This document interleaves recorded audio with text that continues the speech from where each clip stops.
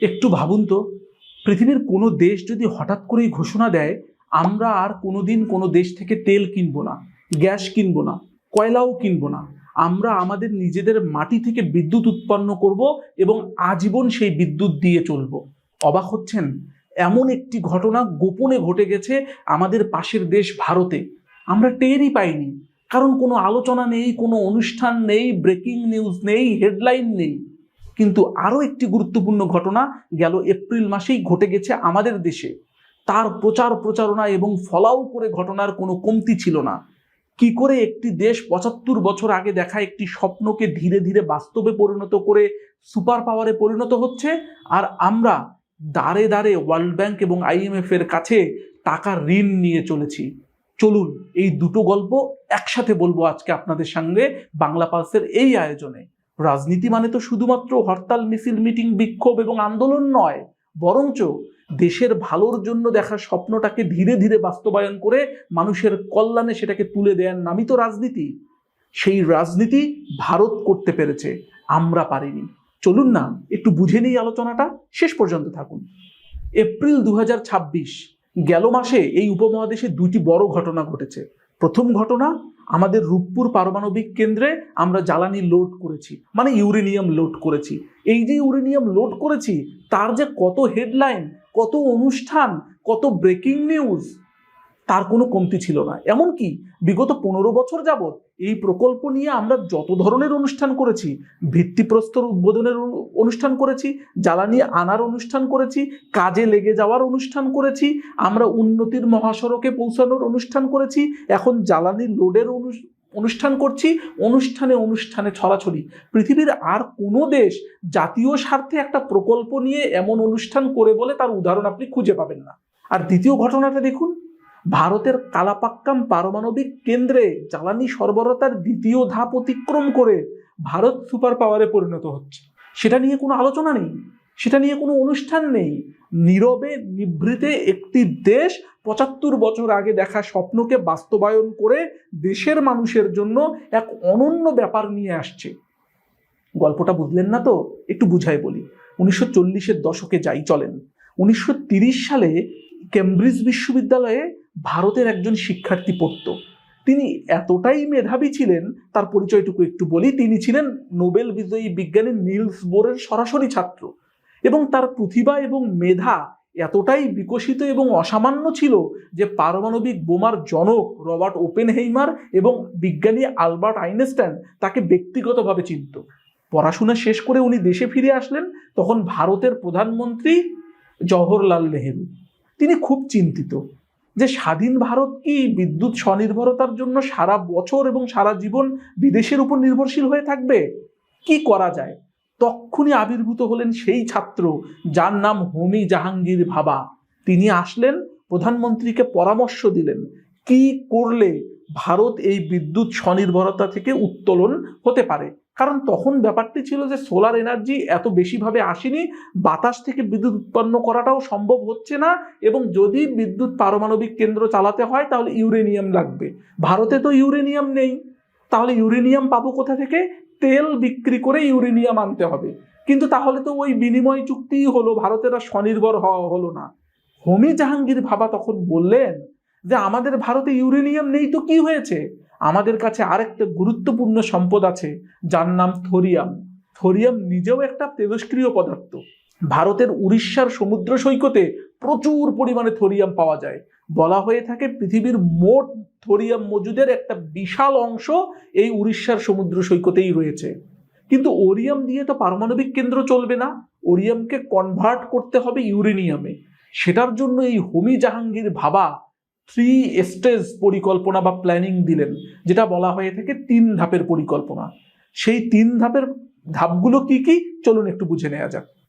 ধাপ 1, ভারত, পাকিস্তান, বাংলাদেশ অঞ্চলে যে সস্তার ইউরেনিয়াম 238 পাওয়া যায় সেটাকে চুল্লিতে দিয়ে রূপান্তরিত করে প্লুটোনিয়াম করা হবে। ধাপ 2, এবার সেই প্লুটোনিয়াম দিয়ে তৈরি করা হবে এক বিশেষ চুল্লি, যেটার নাম হবে ফার্স্ট ব্রিডার রিয়েক্টর, যেখানে প্লুটোনিয়াম জ্বলবে এবং তার পাশে রাখা থোরিয়াম রূপান্তরিত হয়ে যাবে ইউরেনিয়াম 233-এ। ধাপ 3, এই ইউরেনিয়াম 233 দিয়ে সক্রিয় করো বিশাল থোরিয়াম চালিত চুল্লি, যেখানে থোরিয়াম নিজে নিজেই চেইন রিয়াকশন চালিয়ে যাবে, বিদেশি ইউরেনিয়াম আর কোনোদিন লাগবে না। হোমি জাহাঙ্গীর ভাবা তিনি যখন বেঁচে ছিলেন তখন নিজেই উনি ধাপ 1 সম্পন্ন করে গিয়েছিলেন। গেল এপ্রিল মাসে ভারত ধাপ 2 সম্পন্ন করেছে, আর ধাপ 3 সম্পন্ন করতে ভারতের 15 থেকে 20 বছর লাগবে বলে ধারণা করা হয়। এবার ভেবে দেখুন 2040 সালের কথা, যখন ভারত যদি সত্যি সত্যি এই প্রকল্পে সফল হয়ে যায়, আজীবনের জন্য কোনো দিনও জ্বালানি নির্ভরতার জন্য অন্য কোনো দেশের উপর তাদের নির্ভর করতে হবে না। ভারত তখন বলবে আমি আর কোনো দেশ থেকে তেল কিনবো না, গ্যাস কিনবো না, কয়লা কিনবো না। আর এই পুরো প্রকল্প সম্পন্ন করতে ভারতের কত খরচ হচ্ছে জানেন? মাত্র 10,500 কোটি টাকা। ভালো করে শুনুন, 10,500 কোটি টাকা। অলরেডি এই প্রকল্প জাতীয় গ্রিডে 500 মেগাওয়াট বিদ্যুৎ সরবরাহ করছে। এবার আসেন আমাদের বাংলাদেশের রূপপুর পারমাণবিক কেন্দ্রে। রূপপুর পারমাণবিক কেন্দ্রের খরচ কত জানেন? 1,13,000 কোটি টাকা। এইটাই আসল টাকা নয়, এর ভিতরে ঘটনা আছে। এই টাকাটার ভিতরে 90% রাশিয়া থেকে ঋণ করে আনা হয়েছে, যাতে 4% সুদ যুক্ত হবে, মুদ্রাস্ফীতি যুক্ত হবে, এবং টাকাটা দীর্ঘদিন থাকলে তার যে একটা অবমূল্যায়ন হবে সেটা কর যুক্ত হবে। মোট 2 লাখ কোটি টাকা ছাড়িয়ে যাবে। ভারত 75 বছর আগে একটা দেখা স্বপ্ন বাস্তবায়ন করতে করতে মাত্র 10,500 কোটি টাকা খরচ করবে, আর আমরা 2 লাখ কোটি টাকা দিয়ে এই একই প্রকল্প চালাবো। ভারতেরটা চলবে আজীবন, আমাদেরটা চলবে 60 বছর। এবং আরো মজার ব্যাপার কি জানেন? এটা পরিচালনার জন্য, জ্বালানির জন্য আমাদের নির্ভর করতে হবে রাশিয়ার উপরে। মানে রাশিয়া কেমন করে পারমাণবিক চুল্লিটা চালাচ্ছে এটা হয়তো আমাদের বিজ্ঞানীরা বুঝতেও পারবে না, জানতেও পারবে না, কিন্তু ভারত নিজে উৎপাদন করবে তার লোকেদের দ্বারা, তার দেশের মাটি থেকে 75 বছর আগে দেখা একটি স্বপ্ন। পার্থক্যের জায়গাটা বুঝলেন?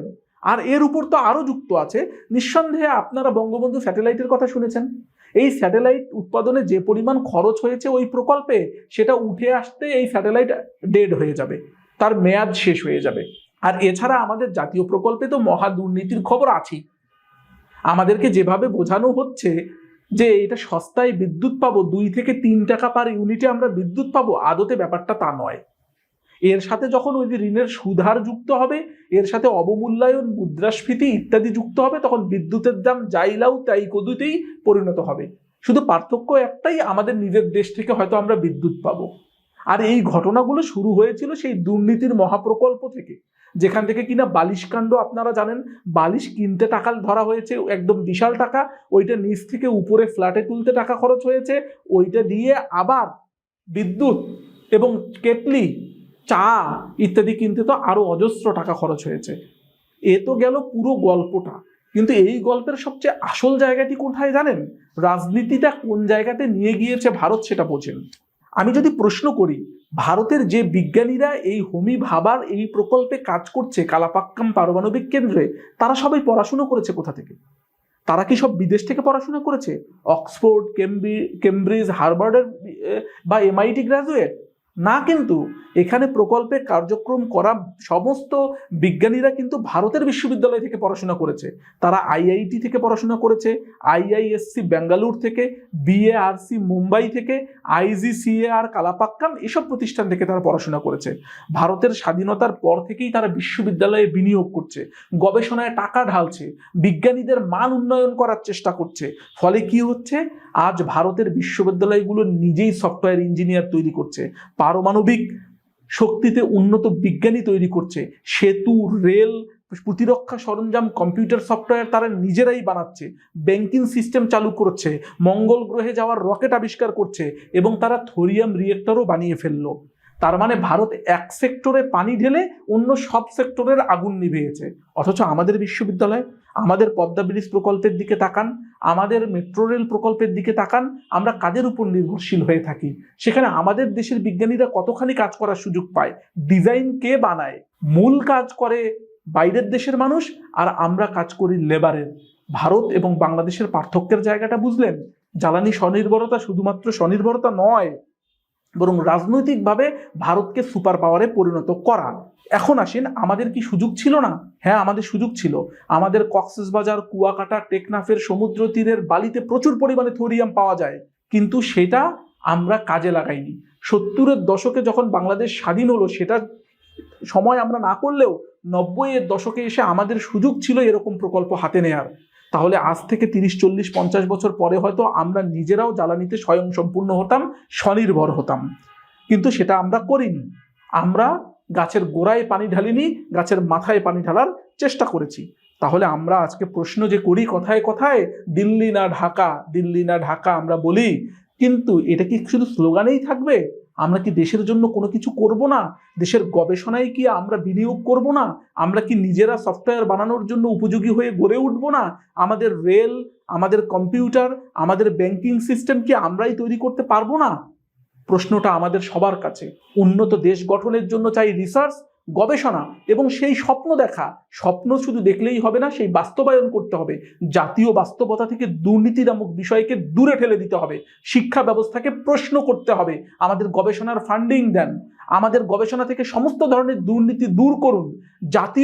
জাতিগতভাবে গবেষণা ছাড়া কোনো বিশ্ববিদ্যালয়ের শিক্ষার্থী গেজেটেড এবং গ্রাজুয়েটেড হতে পারবে না, সেই ব্যবস্থা আমাদের চালু করি। দরকার অটোপাসের যুগ ছাড়েন, অনর্থক অনুষ্ঠানের বাগাড়ম্বরতা দূর করেন এবং দূর করে স্বাধীনভাবে, সুন্দরভাবে নিজের দেশকে স্বনির্ভর করার প্রত্যাশায় কাজে লেগে পড়ুন। তবেই হবেন আপনি আসল সরকার, তবেই হবেন আপনি আসল দেশের নাগরিক, তবেই আপনার সমৃদ্ধ এবং সুখী হয়ে উঠব।